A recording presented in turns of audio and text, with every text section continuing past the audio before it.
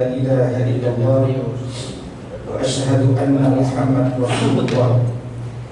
اللهم فصل وسلم وبارك على سيدنا محمد سيد المرسلين وعلى آله وصحبه أجمعين. أما بعد. Alhamdulillah, pada kesempatan yang mulia ini kita mengkonsolidasikan iman, adab, ilmu dan amal kita barang sejenak untuk menguatkan dan menyegarkan kembali tujuan penciptaan kita di muka bumi ini. Salah satunya adalah dengan melanjutkan dakwah pendidikan melalui generasi-generasi biologis kita. Generasi biologis muslim harus menjadi generasi ideologis muslim.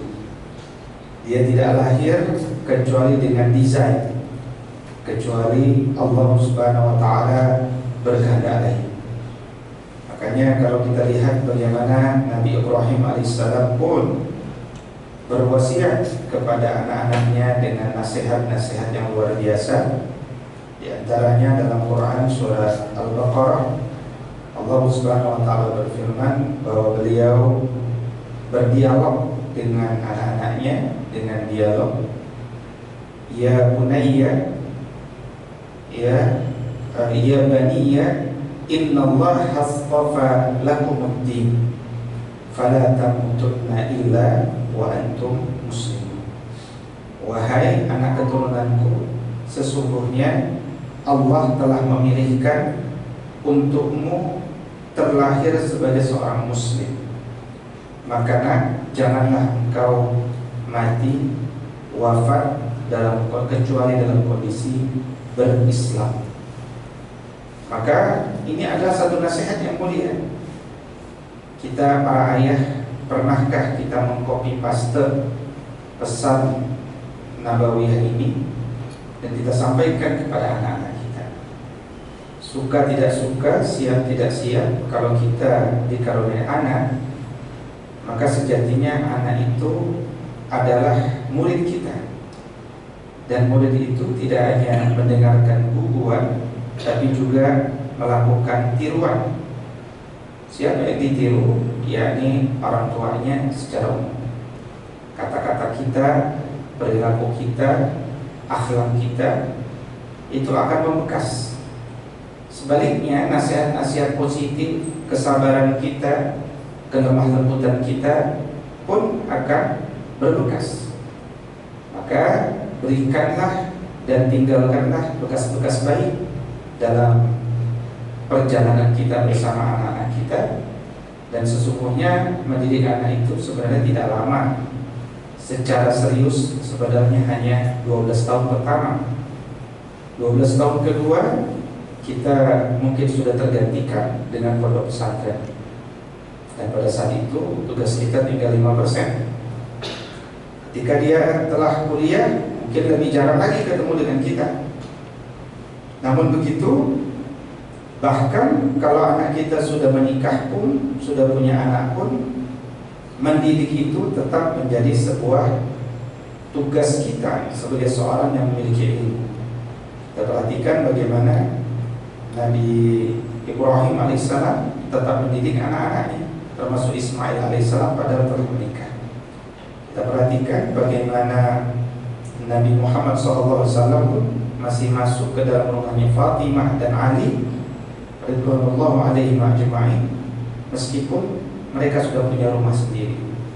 Karena prinsip para nabi ini adalah memperbaiki kehidupan mereka sehingga betul-betul berada dalam keridhaan Allah Subhanahu wa taala. Nah, hadirin wal hadirat, maka suka tidak suka kita harus bicara tentang ilmu pendidikan anak dan agar kita bersikap sebagai seorang pendidik di hadapan anak-anak kita. Ya, dan pendidik itu tidak pakai perasaan, dia pakai ilmu. Dan ilmu tentang bagaimana mendidik tentu saja kita ambil dari Al-Quranul Karim. Dan kalau kita lihat di dalam Al-Quran, bagaimana Allah memberikan stimulasi-stimulasi tentang bagaimana mendidik anak itu, kira-kira terdapat 11 metode mendidik ya dalam Al-Quran. Dan pendidikan itu dalam bahasa Arab disebut dengan ta'lim, gurunya disebut muallim, disebut dengan tadris, gurunya disebut mudarris. Pendidikan itu juga disebut sebagai tarbiyah, gurunya disebut murabbi. Tapi ada istilah yang holistik mencakup ta'lim, tadris dan tarbiyah. Istilah itulah yang disebut ta'dib. Gurunya disebut mu'addib, mu'addibah. Selain dia holistik, dalam kata ta'dib itu terdapat fokus kerja bahwa pendidikan kita berorientasi melahirkan generasi beradab. Nah, ini sejalan dengan Pancasila sila kedua, kemanusiaan yang adil dan beradab. Beradab itu tidak sama dengan berkarakter, bermoral, berbudi pekerti. Masing-masing punya pengertian ya, yang khusus. Tapi kalau kita bicara adab, maka perhatikan dari mana kata adab itu berada.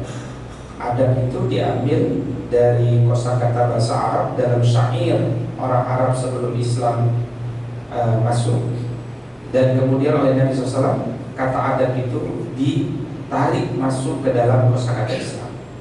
Adab yang tadinya bermakna jamuan makan, kemudian berubah maknanya menjadi masuk dalam wilayah pendidikan. Maka Nabi SAW pernah bersabda, beliau berpesan, adabani Rabbi fa ahsana ta'dibi, ta'dib ya. Fa ahsana ta'dibi. Allah telah memilihkan kurikulum adab terbaikku, kurikulum adab terbaik untukku, dan pendidik adab dalam diriku.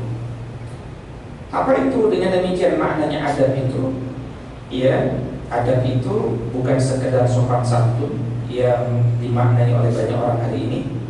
Adab itu adalah satu kondisi di mana murid-murid kita itu akalnya cerdas, jiwanya bersih, jasadnya kuat. Nah, anak-anak kita itu sekali lagi adalah murid-murid biologis kita yang harus menjadi murid ideologis kita. Akalnya harus cerdas, jiwanya harus bersih, jasadnya harus kuat. Nah, itulah 3 unsur yang disebut beradab itu. Nah, bagaimana membangun anak beradab itu? Sumbernya sudah pasti Al-Quran. Maka disebutkan oleh Nabi SAW, al-adab wal Quran. Adab itu ya Al-Quran. Dan posisi Quran itu disebutkan, inna hadzal Quran mahdubatullah.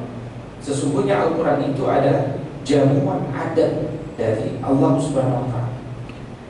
Maka kalau kita ingin anak yang beradab atau diri kita sendiri yang menjadi diri yang beradab, maka fokuslah dengan mendekatkan kandungan Al-Quran itu ke dalam jiwa anak-anak kita. Mustahil anak-anak kita bisa menjadi beradab kalau tidak dekat dengan Al-Quran. Kalau lulus SMA tak bisa baca Quran, dia tetap bisa lulus. Lulus kuliah S1 tak bisa baca Quran, tetap bisa lulus. Bahkan jadi doktor pendidikan pun ternyata tak bisa baca Quran, bisa juga jadi doktor misalkan. Maka bagaimana mungkin kita akan berpikir bahwa mereka adalah generasi yang beradab padahal mereka awam dengan Al-Quran. Nah, ini narasi dasar ya. Dan itu juga amanah konstitusi ya, mewujudkan kemanusiaan yang adil dan beradab, bukan kemanusiaan yang humanis. Kadang orang hari ini punya pemikiran melahirkan manusia yang humanis. Humanis itu tidak beragama, Qurani itu beragama.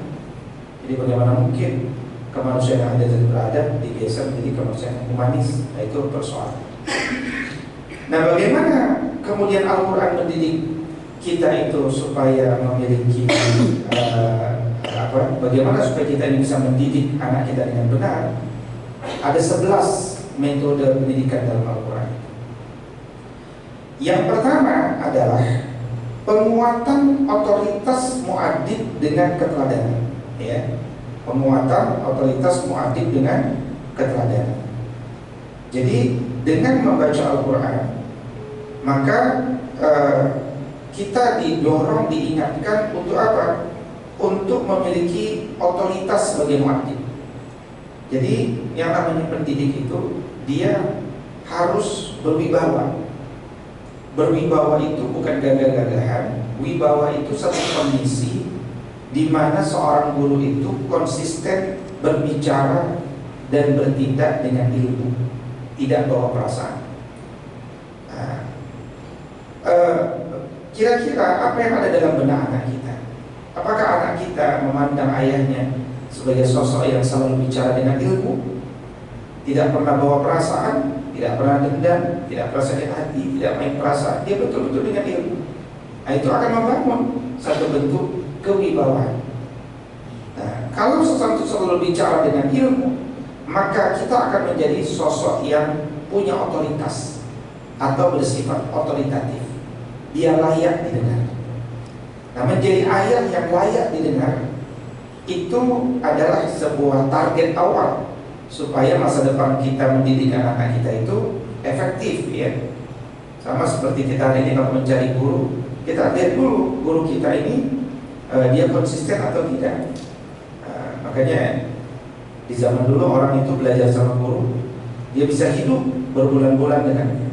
Kalau kita baca kitab misalkan kita At-Tibyan fi Adabi Hamalatil Quran Al-Karim, misalkan bagaimana orang itu ketika dia ingin belajar dengan seorang guru, dia dulu ya, di masa dulu dia berkeliling daerah, dia tanya di daerah ini siapa syekh yang terbaik, oh si fulan. Itu kata Imam Nawawi, bahkan jangan buru-buru engkau langsung berguru kepadanya. Ya sebentar, sebulan, 2 bulan kau lihat bagaimana sikapnya, apakah dia konsisten, apakah murid-muridnya kemudian mengakui otoritasnya. Nah, karena begitu kita sudah belajar kepadanya, maka kita pun memberikan loyalitas kita kepadanya dan berharap mendapatkan keberkahan daripadanya. Ya, nah, maka penguatan otoritas muadzin itu selain dengan ilmu adalah juga dengan keteladanan. Dan orang yang berpikir dengan ilmu pasti dia layak diteladani. Makanya dalam Quran surat Al-Baqarah ayat 44 misalkan Allah Subhanahu wa taala berfirman, "A'udzubillahi minasyaitonir rajim. Atamuruna an-nasa bil birri wa tansawna anfusakum wa antum tatluna al-kitab. Afala ta'qilun?" Ya, kalau dalam konteks ayat, wahai ayat, kenapa engkau perintahkan anakmu untuk melakukan kebaikan dan engkau melupakan dirimu sendiri? Apakah engkau tidak berpikir? Nah, ternyata dalam mendidik itu kita nomor satu tuh lupakan murid kita dulu ternyata. Tapi perhatikan diri kita dulu. Ya, kalau kita naik pesawat, oksigen berkurang, itu akan keluar katup-katup oksigen. Maka apa perintah dari awak pesawat? Kita selamatkan oksigen bagi diri kita dulu, baru selamatkan oksigen bagi anak-anak kita. Kita dulu, baru anak-anak kita, supaya dua-duanya selamat. Kalau kita sebarkan anak kita dulu, mungkin kita juga mati, anak kita juga mati. Ya, kalau kita belum naik haji, orang tua kita sudah wafat, mengajikan orang tua dulu atau mengajikan kita? Mengajikan kita dulu, karena kita masih hidup. Orang tua kita sudah selesai taklifnya, pembebanan kita dulu. Nah, mendidik juga begitu. Mendidik siapapun, termasuk mendidik anak-anak kita, itu bukan mengajari mereka sebenarnya, tapi cuma membagi apa yang sudah kita nikmati dari iman, adab, ilmu, amal kepada anak-anak kita. Lah kalau kita belum menikmati, bagaimana mungkin kita bisa membagi? Faqir syai' la yu'ti. Orang yang tak punya apa-apa, dia nggak bisa bagi apa-apa. Dia tak punya kenikmatan, dia nggak bisa bagi kenikmatan itu. Maka banyak berbagi pengalaman itu lebih enak didengar daripada kesannya mengajari orang, bahkan mengajari anak-anak kita, gitu ya. Dan anak-anak kita itu belum tentu pasti lebih baik dari anak-anak orang lain. Meskipun kita menjadi tokoh besar, tidak mesti anak kita itu harus jadi tokoh besar seperti diri kita. Itulah kadang-kadang yang membuat kita lebih sabar mendidik anak orang lain daripada mendidik anak kita. Kenapa? Karena ada perasaan bahwa anak kita harus lebih baik dari anak orang lain. Padahal tidak harus seperti itu, karena kebaikan itu punya standarnya masing-masing, dan anak kita tidak persis sama dengan kita dalam passionnya, dalam talentnya. Kita yang penting dia tetap berada di jalan Allah Subhanahu Wa Taala. Ya, misalkan Jenderal Andika Purnawirawan, kan nggak ada anaknya yang mau jadi jenderal, gitu kan? Ada pengusaha, nah, yang kasihan pengusaha, ya pengusaha besar, anaknya nggak ada yang mulai jadi usaha, ya karena gengsi. Kenapa? Saya harus berusaha sendiri. Itu anak luar biasa itu. Nah, tinggal bapaknya bingung, ini warisan bisnis diserahkan kepada siapa? Itu ada saja. Atau dokter, nggak ada, belum tentu anak jadi dokter, ya. SDM, belum tentu anak jadi SDM, gitu kan? Jadi masing-masing punya passion dan talent berbeda. Itu yang harus kita temukan di usia menengah. Passion anakku itu ke arah mana, agar dia tidak menjadi korban dari permasalahan ayahnya. Nah, engkau sholat subuh itu indah, nikmat. Nah, kita dulu harus merasakan sholat subuh. Kita rasakan sholat subuh itu ternyata miracles, banyak hal-hal yang luar biasa dalam sholat subuh. Bahkan para ulama menjelaskan orang yang sholat subuh itu adalah ciri bahwa dia wali Allah. Maka dia berada dalam genggaman Allah. Maka siapa yang berani untuk mengganggu mereka dalam perlindungan Allah Subhanahu wa Ta'ala. Mulia sekali orang-orang sholat subuh ke masjid itu. Ya, nah, ketika kita nikmat sholat subuh masjid, baru kita ajak itu kepada anak kita, nah, nikmat buat sholat subuh masjid. Yuk bareng abi kita sholat subuh masjid. Nikmati udara pagi, sehat. Berarti sekarang subuhnya jam 4:10, gitu kan? Nikmat, sehat, masya Allah. Ya, makanya dalam Quran surat As-Saff ayat kedua, ayat ketiga Allah Subhanahu wa Ta'ala menjelaskan, ya ayyuhalladzina amanu lima taquluna ma la taf'alun. Wahai orang-orang beriman, kenapa engkau mengatakan sesuatu yang engkau tidak kerjakan? Kabura maqtan indallahi an taqulu ma la taf'alun. Karena sungguh besar kemurkaan di sisi Allah yang kalian itu pintar berbicara saja. Kalian itu mengatakan apa yang kalian tidak kerjakan. Sana-sana ke masjid, sholat sana, dianya tidak ke masjid, kira-kira. Maka bahkan kita tidak berbicara pun, tapi pandangan mata anak kita melihat sebuah keteladanan dari ayahnya, itu udah luar biasa. Antum gak usah bilang kepada anak, kamu kalau ada orang miskin harus dibantu, kalau ada orang yang lapar harus dibantu. Itu tidak lebih efektif daripada seorang ayah yang kemudian dia ketika berjalan dengan anaknya, dia temukan ada orang yang meminta-minta, dia langsung tergerak untuk membantu. Dilihat oleh anaknya, gitu kan? Bagaimana ketika suatu pagi misalkan ada seorang penjual, katakan penjual pepaya, ya, yang dia menjualkan pepaya kepada kita, Pak, beli pepaya kami Pak, berapa harga sekilo? Sekilo harganya 13.000 Pak. Wah, itu terlalu murah, 13.000, kita bilang 20.000 aja, misalkan. Dilihat oleh anak kita, oh itu sudah jadi pelajaran luar biasa. Oh, ternyata bapakku tidak pernah menawar dagangan orang-orang yang tidak punya, tapi dia membagi dengan yang lebih.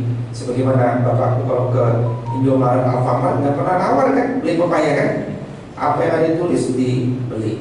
Tapi begitu juga dengan orang-orang yang tidak mampu. Itu akan jadi pelajaran.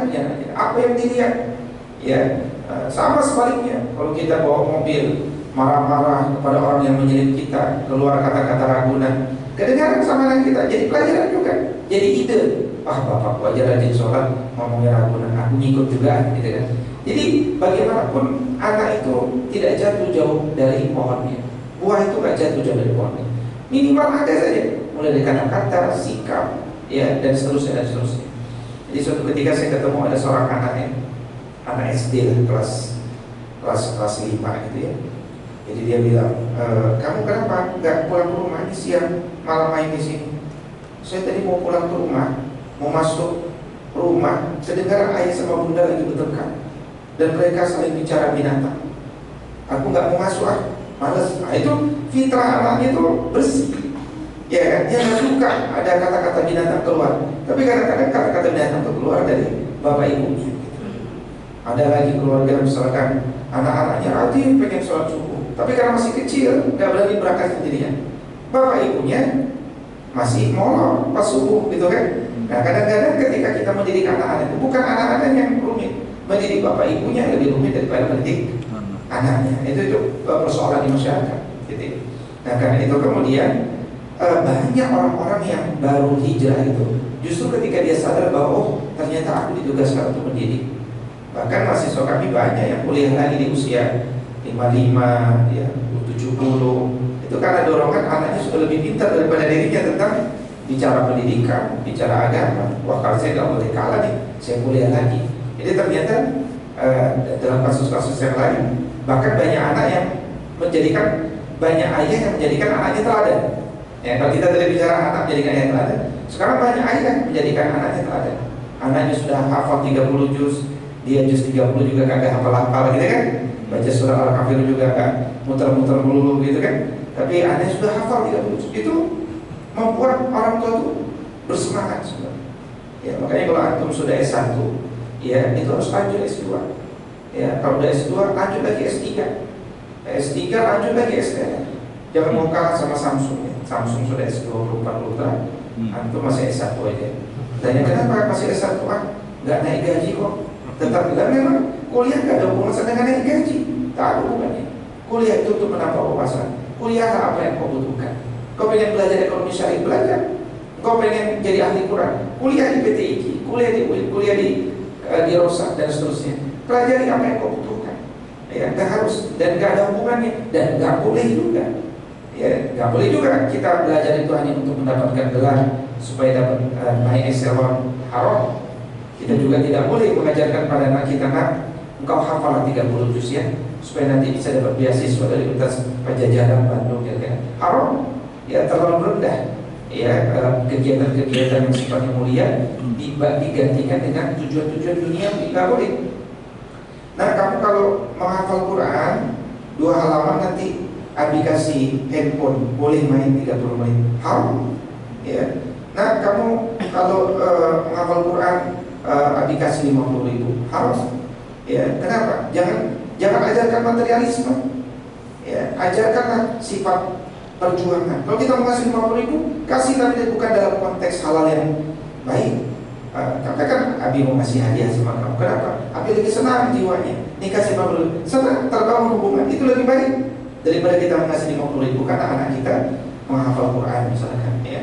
Hari ini ada orang tua bahkan anaknya kelas 1 hafal juz 30, orang tuanya bahagia dibelikan handphone. Itu baru juz 30 dia belikan handphone. Gimana kalau 30 juz, ya kan? Mungkin dibelikan mobil kali ya, belikan rumah dan seterusnya. Nah, ini penting nomor 1, penguatan otoritas muadzin ya dengan teladan. Artinya kita harus pastikan apakah diri kita ini punya otoritas nggak untuk jadi pendidik. Ya, dan ilmu pendidikan itu nggak sesusah ilmu ASDM, enggak. Ya, mudah. Ad-dinu yusrun, ilmu pendidikan ilmu agama. Ad-dinu yusrun, agama ini mudah. Ya, tinggal kita kemudian ingin belajar atau tidak supaya menjadi seorang pendidik yang memperlakukan anak kita itu dengan konsep sebagai seorang pendidik. Yang kedua, dalam pendidikan itu dia harus memperbanyak diskusi. Diskusi itu ngobrol. Makanya dalam Al-Quran terdapat obrolan orang tua kepada anak itu totally ada 17 dialog. Ada 17 bapak-bapak, ibu-ibu ngobrol ya dengan anak-anaknya. Salah satunya tadi Nabi Ibrahim kepada anaknya. Itu kalau dihitung dialog ayah dengan anaknya itu terdapat 14 dialog. Dialog bunda terdapat 2 dialog dan 1 dialog dari ayah dan bunda. Ya, 1 dialog itu dari keluarga Abdurrahman bin Abu Bakar. Ya, sanadnya. Tapi kata kakaknya Sayyidah Aisyah itu bukan dari Abdurrahman bin Abu Bakar. Ya, jadi belum diketahui keluarga siapa. Ya, nah diskusi. Jadi mendidik itu ngobrol, bukan diam. Mendidik itu berbicara, dan berbicara itu tidak bermotif mengajari sekali lagi, tapi berbagi. Nah, diskusi. Makanya diskusi-diskusi yang kita lakukan itu harus mengandung nasihat. Ad-dinun dan nasihat, agama ini nasihat. Dan nasihat yang kita berikan kepada anak kita berorientasi memahamkan. Ya, memahamkan. Makanya bukan diskusi yang menyampaikan kamu dan pokoknya harus ikut. Pokoknya. Nah, kalau udah pakai pokoknya itu gak ada lagi bicara pendidikan. Ya, saya misalkan kepada guru-guru kami di sekolah agama, Saya haramkan guru-guru untuk mengatakan kepada anak, bahkan sejak di hari pertama, kamu kalau bandel Ustaz gak akan luruskan. Nah itu gak boleh ya, karena ya dia mungkin langsung akan jadi baik, tapi baiknya di depan kita karena takut gak lulus. Bukan itu dari pendidikan. Ya, pendidikan itu memahamkan kenapa engkau begini, kenapa engkau begitu, kenapa engkau sebaiknya tidak berpacaran, kenapa engkau sebaiknya tidak vape, kenapa engkau sebaiknya tidurnya tidak begadang. Itu kita pahamkan. Nggak berhasil memahamkan, nggak apa-apa, cari lagi hujah yang lain, cari lagi sumber yang lain yang lebih komprehensif. Mungkin dia punya data yang lain, nggak ada masalah, kita cari lagi data yang lebih akurat. Begitulah dunia pendidikan, ngobrol, diskusi. Bahkan kalau diperlukan kita lakukan bimbingan langsung kepada anak-anak kita. Kita langsung berbimbing mereka. Ya, nah, maka obrolan kepada manusia itu ada adabnya. Maka obrolan dengan anak kita ya sama, adabnya sama. Kan dia juga manusia. Contoh dalam Quran surat An-Nahl ayat 125, Allah Subhanahu wa taala mengatakan kepada kita untuk ngobrol dengan orang-orang itu dengan apa? Dengan kalimat yang baik. Ud'u ila sabili rabbika bil hikmah. Jadi kalau kita bicara sama orang, bicara yang baik dan jangan bicara yang tidak baik. Dan sebaik-baik bicara itu bicara agama. Ya, dalam Quran surah Fussilat 41 44 Allah berfirman, "Wa man ahsanu qawlan mimman da'a ila Allah wa 'amila shalihan wa qala innani minal muslimin." Kalimat apa lagi yang paling baik kecuali kalau dia ngomong bicaranya agama. Ya, bicaranya baik, bicaranya manfaat. Karena ada banyak orang kalau tidak bicara manfaat, dia bicara maksiat. Ya, laki-laki kalau berbicara paling tidak jauh-jauh seputar tentang perempuan, tentang hal yang mungkin kaitan dengan yang buruk dan seterusnya. Maka gantilah perkataan itu dengan zikir, wirid, doa. Gantilah perkataan itu dengan seruan dakwah. Ud'u ila sabili rabbika bil hikmah, dengan lembut.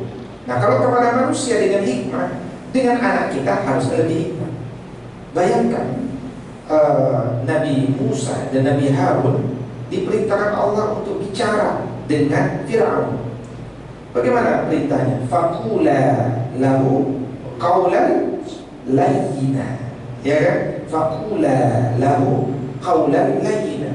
Bicaralah kalian berdua kepada Fir'aun dengan perkataan yang lembut. Bayangkan, kepada Fir'aun aja kita disuruh bicara lembut, tapi kita kepada anak kita kadang-kadang galak. Apakah anak kita lebih-lebih dari Fir'aun? Kan belum tentu, gitu kan? Nah, dengan logika itulah kemudian kita sadar bahwa target pendidikan itu adalah mengubah jiwa manusia, bukan sekedar kepuasan kita. Apalah gunanya kita puas marah-marah, anak kita tidak berubah, malah kesal, malah dendam, malah tergores jiwanya. Ya, maka target perubahan. Nah, perubahan itu akan lebih efektif kalau frekuensi dan intonasi suara itu adalah intonasi yang enak didengar oleh manusia. Itu memang sifat manusia kita begitu. Kalimat hak, kalimat yang benar tapi disampaikan dengan galak, itu nggak sampai isinya, malah mungkin mendapatkan penolakan. Kalimat baik, kalimat buruk tapi diulang-ulang dengan lemah lembut, kadang dikasih indomie, kasih susu lembut, dengan pelukan, dengan seterusnya, jangan-jangan malah menjadi sebuah kebenaran. Makanya orang-orang kafir, kadang dia orang-orang kafir, dia sudah pasti tahu bahwa kalimat dia persoalan, tapi dengan berani dia bicara dengan lemah lembut kepada orang-orang beriman. Dalam Quran surah Yusuf Allah berfirman, wa qala alladziina kafaru lil ladziina aamanu. Berkata dan berdakwah, berdialog, memberikan nasihat orang-orang kafir itu kepada orang-orang beriman. Apa nasihatnya? Wahai orang-orang yang sudah beriman, ittabi'u sabilana falnahmil khotoyakum. Ikutilah jalan kami, jalan kekafiran. Niscaya kalau engkau ikut jalan kami, jalan kekafiran, dosa-dosamu akan kami pikul. Allah mengatakan wa ma hum bihamilina min khotoyahum min syai' innahum lakadzibun. Bagaimana mungkin dia bisa mikul dosa kita? Lah, dosa dia aja dia belum tentu bisa mikul. Dia itu cuma berdusta main kan. Tapi banyak manusia yang teraja dan seterusnya. Nah, maka diskusi itu memahamkan. Makanya kalau kita lihat bagaimana Nabi SAW berdiskusi kepada anak-anak, sebaya dan orang tua, itu luar biasa. Ya, ada Nabi SAW berbicara untuk mengulangi 3 kali. Ya, jadi bagaimana Nabi itu berbicara kepada manusia? Buka bab 37 dari kitab Asy-Syama'il, ya, Asy-Syama'il An-Nabawiyah, Asy-Syama'il Al-Muhammadiyah. Ya, bagaimana beliau itu bicaranya pelan, tegas, singkat, jelas. Mulai dari katup mulut, tidak pakai ini, tidak gitu, katup mulut, kalimatnya langsung mengandung ilmu, mengandung kebenaran, gitu kan, dan seterusnya. Dan seringkali diulang 3 kali supaya orang didengarnya paham, mudah dihafal perkataannya. Nah, itulah bagaimana kita itu berbicara. Jangan kita bicara untuk ngebut, anak disuruh memahami dengan cepat, tidak. Dan kalau perlu bimbingan langsung, kita bimbing langsung. Ya, makanya kembali dalam Quran surat An-Nahl ayat 125, ud'u ila sabili rabbika bil hikmah wal mau'izatil hasanah. Ya, secara perilaku kita hikmah. Yang kedua adalah isinya itu adalah mau'izah hasanah, pelajaran yang baik, bukan mau'izah sayyi'ah. Ya, misalkan mau'izah sayyi'ah itu apa? Anak kita mengatakan, ayah, ustazah tadi mengatakan di sekolah bahwa merokok itu nggak baik, gitu kan? Terus kita bilang, gurumu itu salah itu. Tuh Abi aja dari dulu merokok sehat-sehat saja. Gurumu salah itu mau itu saya. Ya, bahwa kita memang belum bisa meninggalkan rokok itu urusan kita. Tapi jangan kemudian mengeluarkan satu kalimat yang mengandung pelajaran yang buruk, karena dia akan membuat distrust kepada seseorang yang memang seharusnya dia harusnya ambil barokahnya, gitu ya. Jadi mau ijazah. Nah, kalau kita bicara kepada anak kita, misalkan anak kita mengatakan iya, aku kalau merokok aku tahu itu berbahaya, dan tentu saja kalau berbahaya dalam agama pasti agama sejalan dengan itu. Tapi kata temanku vape itu bagus, apalagi vape herbal, gitu kan? Vape herbal gitu. Nah, bagaimana memahamkan anak yang lebih percaya dengan temannya daripada kita? Ini kan perlu kesabaran. Karena kita bilang anak ini, kita harus mikir. Kalau kita ngobrol sama itu, kita harus mikir. Pokoknya jangan pakai marah, jangan pakai fatwa, jangan pakai apa gitu ya. Jangan keluar fatwa, karena teman-teman dia kalau diskusi nggak keluar fatwa. Tapi kalau sama bapaknya keluar fatwa, ini kan enak ngobrol sama bapaknya. Apa ini ngomong sama bapak saya? Udah langsung keluar fatwa, nggak ada diskusi kan? Tapi logika agama itulah yang kamu, agama ini logik, very logik.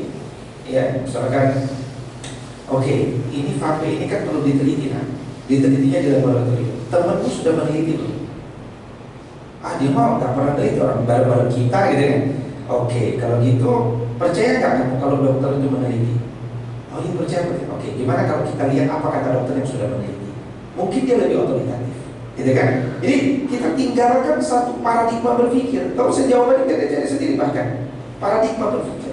Oke, gimana caranya kita mendapat pendapat produk? Ayo kita buka website. Website mana yang otoritatif? Yang otoritatif, gitu kan? Mana? Oke, lihat halodokter.com otoritatif kan? Sehat.com apa? Otoritatif, kita lihat. Ya, kita harus ajarkan kepada anak kita mana website yang otoritatif, mana yang hoax, mana yang mengajarkan ilmu, mana yang mengejar cuan. Nah, itu kan masing-masing ya. Ya kan? Oke, kamu percaya nggak ini bisa dipercaya? Percaya. Itu dulu nomor 1. Jangan isinya.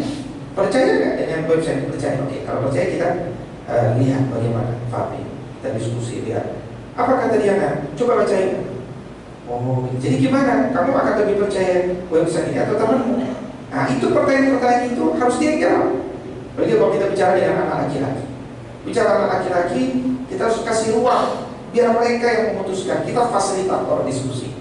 Ya, karena hari ini saya menemukan juga ada anak yang divonis oleh salah satu rumah sakit besar di Jakarta ini, oleh psikolognya, anak itu mengalami depresi. Anak itu tadinya di pondok pesantren, kemudian dia mengalami depresi, dan karena itu disarankan 1 tahun dia keluar dulu dari pondok. Pertanyaannya, kenapa dia bisa depresi? Nah, ini menarik.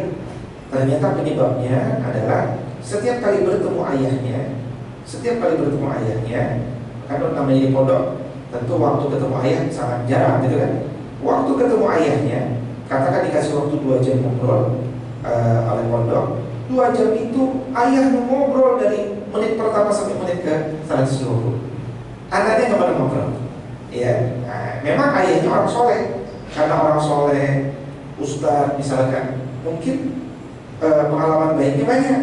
Karena pengalaman baiknya banyak, diceritanya baik-baik semua kan.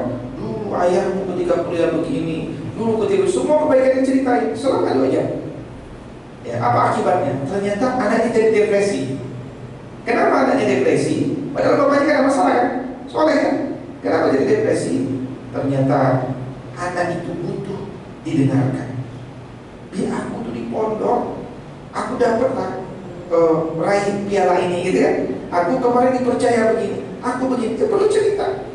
Ya, ini masanya anak cerita kepada kita, bukan kita cerita sama anak kita. Ya, kita kalau udah banyak cerita sama orang, bagaimana anak kita bisa cerita sama kita? Kalaupun kita mau cerita, kasihlah waktu 15 menit pertama kita yang cerita. Setelah itu dengarkan dia cerita. Nah, itu 15 menit terakhir kita simpulkan ahsan. Nah, sekarang anak-anak banyak yang lemah, laki-laki lemah. Gara-gara itu bisa depresi. Kan belum ada zaman dulu anak-anak kayak kita divonis depresi. Sekarang ada anak-anak itu bisa jadi depresi, jadi lemah ya. Lemah. Nah, karena itu cara pandang kita dalam mendidik itu memang harus dengan ilmu. Kita harus mengerti psikologi anak kita, gitu kan. Kalau kita ngobrol sama anak laki-laki itu beda dengan ngobrol dengan anak perempuan. Kita ngobrol dengan anak laki-laki, matanya belum tentu melihat kita. Ya, itu anak laki-laki, tapi telinga kirinya sangat mungkin ya memperhatikan kita. Jadi jangan buru-buru baper kalau bicara dengan anak laki-laki, dia akan memperhatikan kita. Karena telinganya yang pastikan suara kita sampai ke telinga. Nah, yang kedua, kalau kita bicara dengan anak laki-laki, berikan ruang yang cukup bagi dia untuk memilih. Ya, kita perhatikan bagaimana dialog Nabi Ibrahim untuk persoalan ingin menyembelih anaknya sekalipun, gitu kan? Ya kan, luar biasa. Nabi Ibrahim berbicara gini, nah, ya bunayya, wahai anakku yang tercinta, inni araka fil manam an azbahuka fanzur madza tara. Wahai anakku tercinta, bapak mimpilah dari malam menyembelih engkau. Dan anaknya udah tahu mimpinya para nabi itu wahyu. Ya, jadi kalau dia mimpi menyembelih anak, itu pertanda dia harus dipotong. Tapi kalimatnya adalah fanzur madza tara. Bagaimana menurut pendapatmu kan? Bagaimana pendapatnya? Nabi Ibrahim bisa kok nggak ngomong gitu? Beliau bisa bilang, Pak, tadi malam Abi dapat wahyu menyembelihkan. Siap-siap ya, jam 12 Abi sembelih. Siap nggak siap harus siap kan? Bisa aja gitu kan? Tapi bukan itu kalimat pendidikan. Fanzur madza tara. Ya, bagaimana menurut pendapat? Nah, ini kalimat itu. Nah, jadi hadirin hadirat, yang kedua adalah diskusi, mengandung nasihat, memahamkan dan bimbingan langsung. Kalau dia menolak, jadilhum billati ahsan. Debat dia dengan cara yang lebih baik, dengan cara yang simpati. Jangan membuat dia jadi malas ngobrol sama bapaknya. Itu dan ilmu itu nggak sekali ngomong dia langsung ngerti. Belum tentu. Bagi sekarang banyak anak yang sudah balik, akhirnya masih panggilan, umur 25 belum akil bahkan. Banyak. Kenapa? Karena faktor gadget, dikasih gadget oleh bapaknya sejak kecil, atau dikasih makanan 5P, atau dikasih makanan yang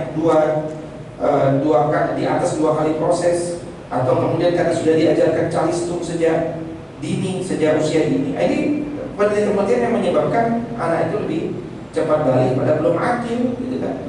Maka kita harus sabar. Kalau belum berhasil sini, lanjutkan lagi. Pendidikan itu berketerusan, terus menerus. Bapak Ibu, dari saya mungkin cukup sekian. 45 menit saya menyampaikan materi. Kalau ada yang ingin ditambahkan, diingatkan, didiskusikan, dipersilakan. Wallahu ta'ala. Baik, Bapak Ibu jemaah sekalian, setelah kita menyimak kajian hari ini tentang metode mendidik anak menurut Al-Quran, kami persilakan bagi para jemaah yang mau menambahkan atau bertanya, dipersilakan.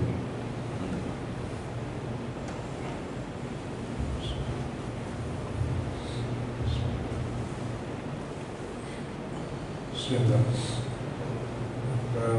Assalamualaikum warahmatullahi wabarakatuh. Waalaikumsalam warahmatullahi wabarakatuh. Mungkin sambil nunggu teman-teman bapak-bapak, para pendidik, anak-anak. Saya bapak buat terus. Ya, saya kira materi ini tadi subhanallah, masya Allah, artinya materi yang sangat padat, sangat berisi. Memang ya apa namanya, mungkin dari dua poin ini dulu mungkin ya mungkin kita adalah memang belum saya lakukan kepada anak-anak dengan baik. Nasihat yang memaafkan itu waktu mungkin cerita sedikit. Waktu SD mungkin TK SD mudah ya. Begitu SMP memang betul saya mulai boarding itu mulai berkurang. SMA boarding juga. Wah, ini kalau ketemu terus kalau kita nasihatnya dalam tanda petik marahin itu reaksinya apa? Wah, ini ya saya menangkap wah ayah nyebelin gitu ya. Nah, apa namanya, dari sisi pendidikan dan dari lembaga pendidikan tadinya bocah ini misalkan saya waktu MI itu di sekolah lembaga yang mau mix antara kurikulum Kemenak dengan kurikulum Asia.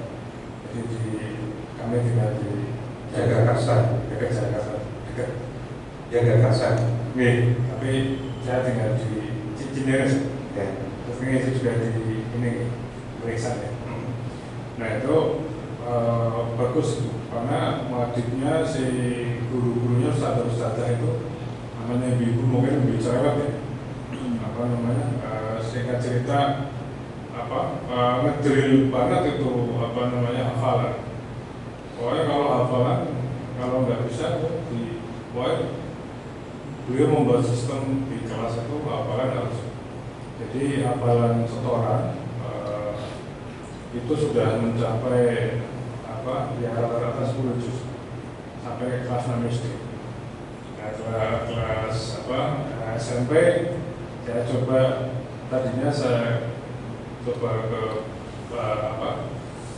pesantren bahasa tadinya, tapi banyak ada gurunya yang menasihati kurang guru aja Pak, ya kurang guru, akhirnya masuk lembaga sekolah bertinta gitu. Wah ternyata kemarin maaf ada kasus pandemi, KPM-nya tidak berjalan dengan baik. Singkat cerita saya juga cukup sulit bagaimana mungkin KPM tahfidz itu dilakukan secara online. Ya singkat cerita dia tidak dibalas. Ada temannya yang paling bagus itu 12 juz itu mungkin. Jadi semua anak-anak itu di SMP sudah selesai sekolah 30 juz. Tapi di tingkat mungkinnya satu teman doang yang laki-laki yang 12 juz. Perempuan mungkin nggak bisa ditanya karena tentu lebih baik biasanya hafalannya. Nah, ini bocah ini ya separuhnya 6 juz. Nah, di tingkat SMP dia sudah senang dengan jadi dari SD dia senang olahraga, senang futsal. Nah, biasa melihat yang cepat perkembangannya itu motoriknya. Jadi futsalnya ya saya melihat bagus ya, dia suka ikut lomba dan sebagainya. Nah, tapi dorongan untuk ke Qurannya, apalagi sekarang boarding yang mengedepankan leadership yang sekarang SMA. Jadi saya melihat cukup pelik juga ini mendekatkan dia pada Quran. Kami sudah titip bahwa ini perlu special treatment istilahnya pendekatan spesial gitu. bahwa kebetulan ada temennya yang sama-sama hafal di SMP-nya. Cuma ternyata karena kegiatan yang banyak dan sebagainya. Ya singkat cerita gitu, saya cukup saya boleh dikatakan cukup kewalahan mendidik bocah ya. Artinya ya bagaimana ya caranya mendidik anak itu tadi poin-poin tadi misalkan dialog yang mungkin tidak smooth gitu. Itu cukup sulit bagi saya. Kalau sama ibunya suka karena ibunya tingginya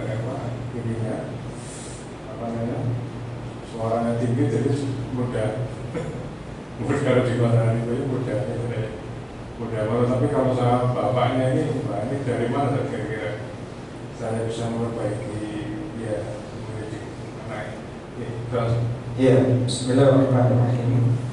Secara umum kalau ada seorang ayah dia belum merasa bisa menjadi ayah yang baik, secara umum mungkin dia terlalu sibuk, atau mungkin dulu dia pemarah, atau mungkin dia apapun lah, dia punya hutang pengasuhan kayak kalau bahasa sekarang itu adalah sesuatu yang baik sekali kalau seorang ayah itu meminta maaf kepada anaknya. Dan karena itu kalimat yang akan menjadi ilmu pendidikan bagi dia. Ya kan, oh ayahku ya luar biasa, dia meminta maaf kepadaku. Itu luar biasa, itu menyambung hati. Itu satu hal yang juga harus dilakukan.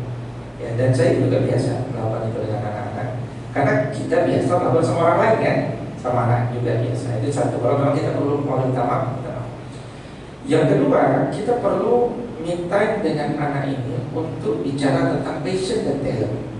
Makanya saya sering sampaikan bahwa anak usia menengah SMP, masuk SMP itu kalau bisa dipetakan apa passion dan talentnya. Setelah kemudian hasil analisis dengan psikolog, kemudian didiskusikan dengan anak itu. Nah, ini ada hasil psikolog begini, betul nggak hasil dengan kecenderungan, gitu kan? Nah, kalau kata dia betul, ngomongin lagi dengan kalau sekolah dengan orang tua dengan sekolah, betul nggak? Jadi 3 pihak memulai dari sesuatu pemahaman yang sama. Nah, dan tanya kepada dia. Kita harus sering bertanya perasaan anak. Gimana anak, kamu senang kalau kita dorong bidang kamu ini? Kalau dia bilang, oke, aku senang. Oke, kalau memang kamu senang, Abi support. Tapi bisa nggak kamu support Abi dalam bab ini? Terjadilah negosiasi. Jadi itu yang harus dibangun dari awal. Jadi dia bersyukur karena kemauannya disupport, dan dia pun tanggung jawab untuk support kemauan kita. Nah, itu ada dialogis ya. Contoh studi kasus saya ketika mengelola satu pondok pesantren di Majalengka, ada seorang anak dari daerah kampung mau masuk ke pondok. Dia bilang, Kiai, saya ini mau masuk pondok, tapi cita-cita saya mau jadi pemain bola. Boleh nggak? Oh, boleh, masa nggak boleh? Orang mau jadi baik masuk pondok, masa nggak stay di sini gara-gara main bola kan? Boleh masuk, silakan. Nah, karena dia senang, karena ketika saya bilang boleh, itu konsekuensinya adalah jam latihan dia pasti mengorbankan jam baca kitab, gitu kan? Boleh, silakan, senang dia. Bapak Ibu, ya kalau saya lihat anak ini, ketika yang lain masih susah bangun tahajud, anak ini sudah bangun, sudah mandi, sudah bangun tahajud, pakai imamah, pakai gamis di depan, khas atlet disiplin, kan? Dan anak itu tahun lalu itu sudah U14 Persib, prestatif ya. Tapi kedisiplinan agama juga banyak, terdukung dulu. Maka kata kuncinya adalah kita harus tahu apa yang membuat anak itu bahagia, itu dulu. Ya, kalau dia sudah bahagia, dia akan siap melakukan apapun. Dan memantau anak bahagia atau tidak itu kan bisa harian kalau sekarang itu. Apa? Jadi kita harus masuk ke dalam persoalan-persoalan jiwa dia, gitu kan? Kita memberikan arahan apa yang baik bagi kita, pada akhirnya dia menjalankan, gitu ya. Nah, jadi apa yang harus dilakukan hari ini, mendialogkan apa yang dia sukai.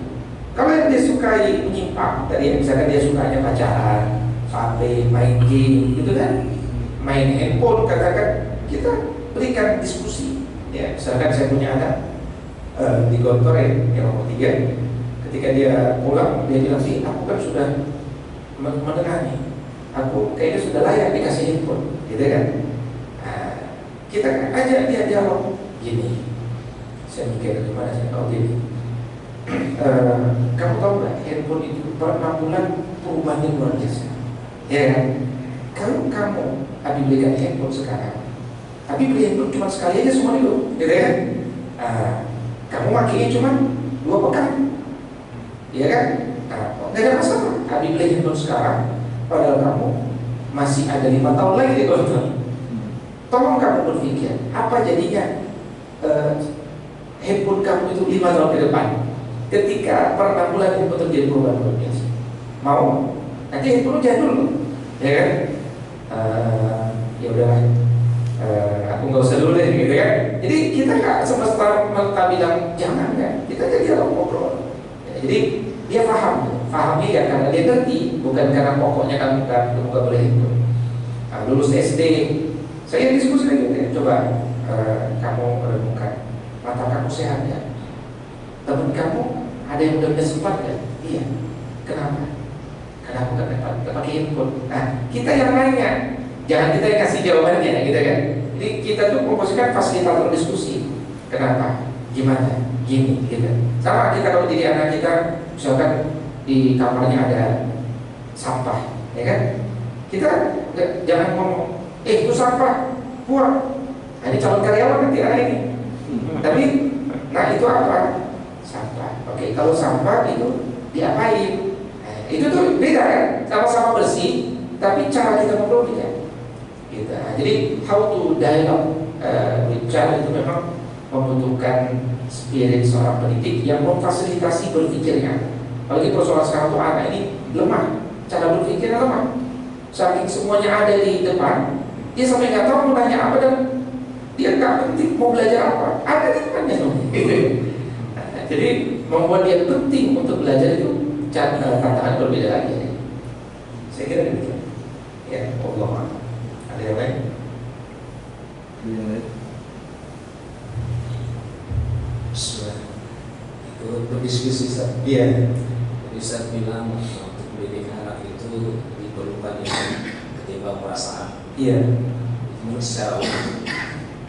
Tapi karena kenapa anak itu lebih banyak menurut kepada mamanya ya atau ibunya.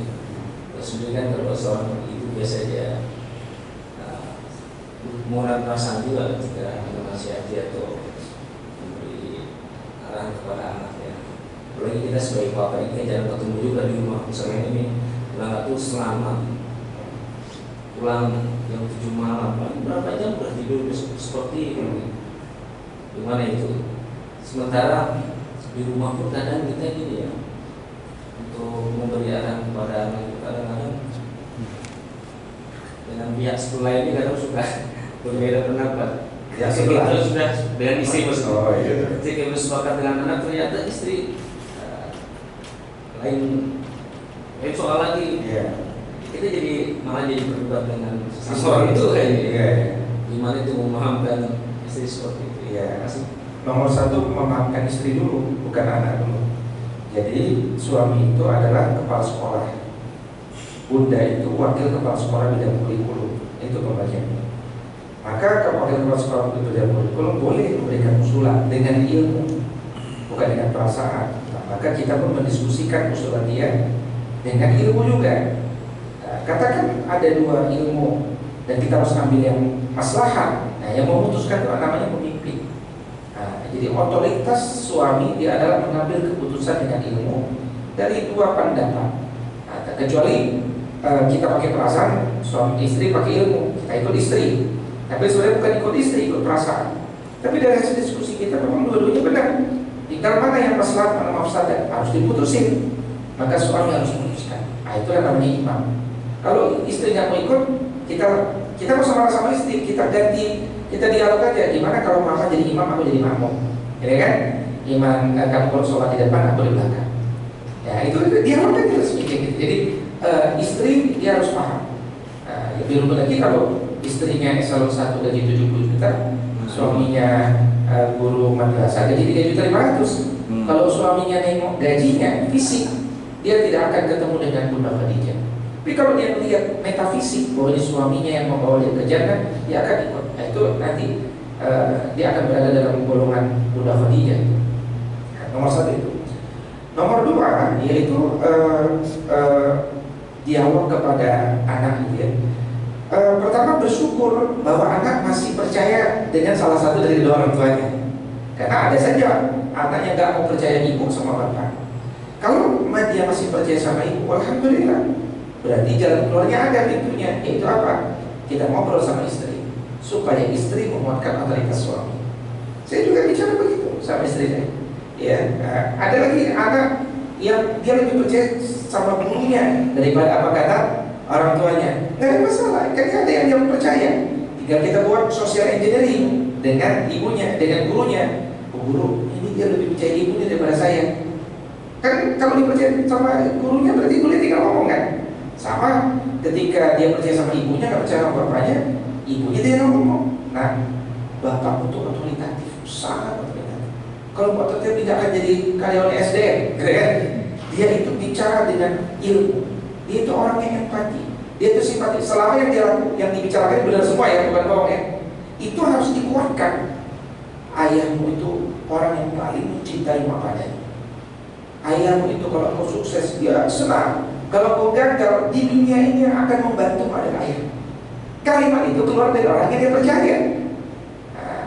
Pasti dia akan percaya. Berarti dia tersambunglah kan tuh. Itu baru teori. Nanti tinggal prakteknya. Nah, sekarang bagaimana sih kamu kepada orang yang paling berjasa kepadamu? Dari ibunya juga. Cium tangan ayahmu kalau mau berangkat kerja, ya kan? Kalau dia mau berangkat ke masjid subuh bareng sama dia. Itu tugas-tugas nanti. Rekayasa juga kan? Direkayasa. Jadi semua itu direkayasa, tapi rekayasa yang baik. Pendidikan itu semua rekayasa. Rekayasa bagaimana lingkungan itu mendukung tujuan-tujuan pendidikan kita. Ya. Tapi persoalannya wakil kepala sekolahnya harus ikut pada rapat kepala sekolah kan, dan diputuskan kepala sekolah. Tidak dengan ego-egoan juga tentu kita memutuskan, tapi dengan ilmu. Jadi ilmu itu akan selamat. Kalau kita bawa perasaan, tidak akan berkah. Demikian. Allah. Baik, ini terakhir, Iya. Keluarga itu kan bersumber dari dua karakter yang berbeda. Keluarga. Iya, terutama suami dan istri. Iya. Suami dan istri pasti berbeda karakternya, sehingga harus saling memahami antara keduanya. Istri memahami kekurangan suaminya, dan begitu juga suami memahami kelebihan istrinya. Ini juga berpengaruh pada didikan anaknya, sehingga di sisi lain ada yang suaminya tegas, istrinya cerewet. Anak bingung, karena nggak semua buah itu jatuh dari pohonnya dekat dengan pohonnya kan. Ada juga buah itu jatuhnya jauh. Pohon kelapa karena saking tingginya terbentang hawa angin sehingga jauh dari karakter kedua orang tuanya, sehingga anak itu terkondisi sama didikan-didikan misalkan dari konten-konten TikTok atau yang lain-lainnya, sehingga saking di luar kesibukan kedua orang tuanya mendidik anaknya, misalkan kedua-duanya kerja, sehingga anak terlantar sama didikan orang tuanya. Anak itu circle-nya itu sama teman-temannya, sehingga masuk pada konten TikTok yang tidak edukatif gitu, tidak mendidik, sehingga kok anaknya seperti ini gitu.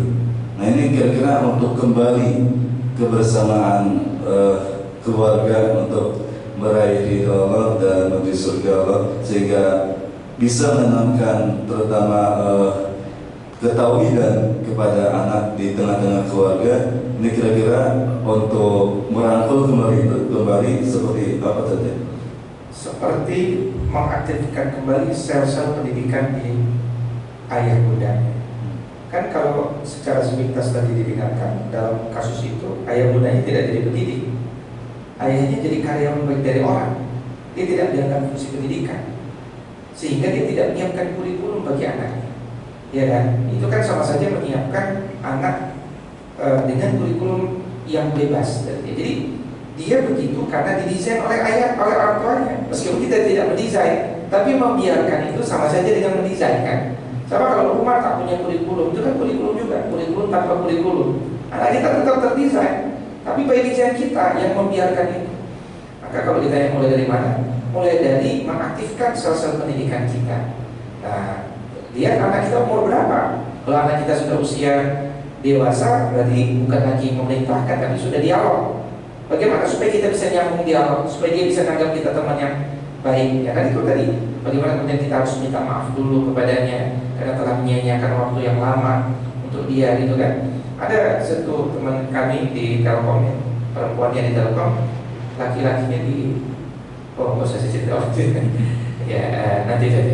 Jadi apa namanya? Jadi apa tadi? Aktifkan sel-sel daripada suami istri sebagai pendidik. Kemudian lihat kurikulum apa untuk memperbaiki persoalan. Kan persoalan itu menyebabkan penyakit kan. Maka penyakit itu kan harus dicari root cause-nya dan harus punya kesadaran bersama bahwa itu penyakit dan kemudian bersama-sama berusaha untuk mengobatinya. Gitu. Jadi kalau kita marahin anak, nomor satu challenge kita dia harus sadar itu masalah enggak. Itu dari marah capek-capek 2 jam, anak kita pasti nanya, emang masalah gitu kan? Kan nggak nyambung dong. Jadi makanya pendidikan itu nggak pakai marah-marah, karena target pendidikan itu perubahan.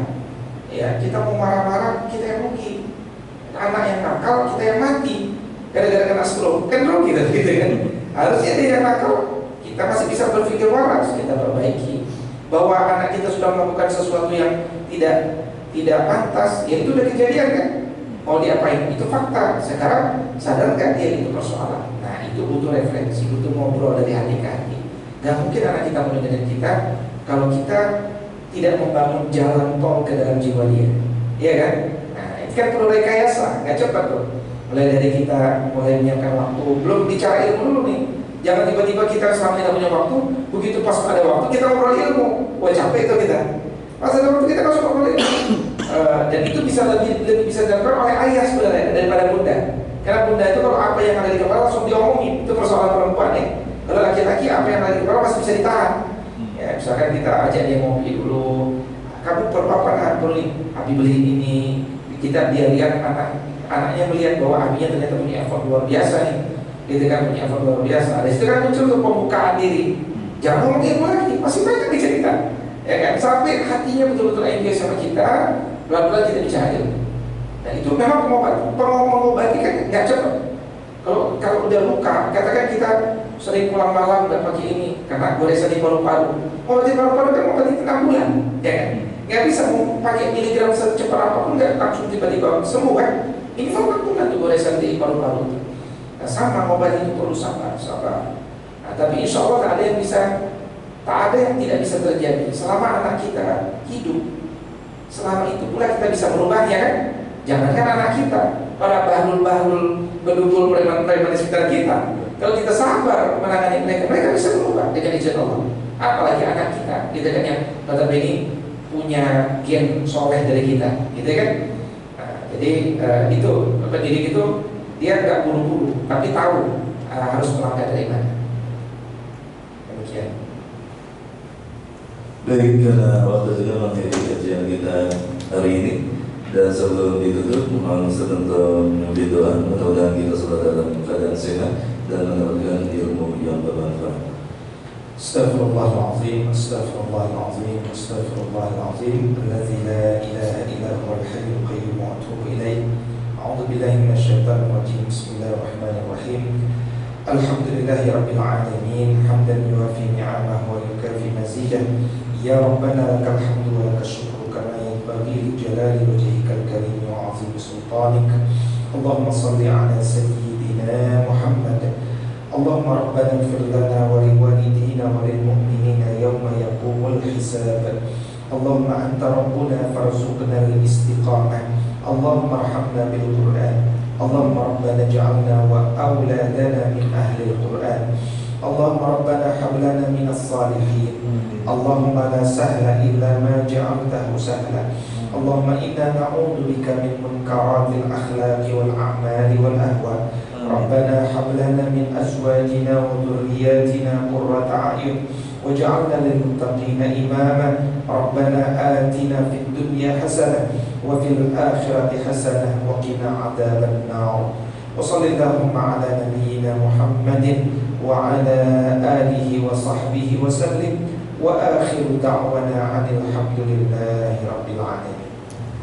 Amin ya rabbal alamin. Mudah-mudahan kajian ini bisa mencas iman kita sehingga tetap istiqomah beribadah pada Allah Subhanahu wa taala. Terima kasih, dan Senin besok kita berjumpa dengan Ustaz Dr. Nurul Habibur Rahman dalam Fikih Waris. Assalamualaikum warahmatullahi wabarakatuh.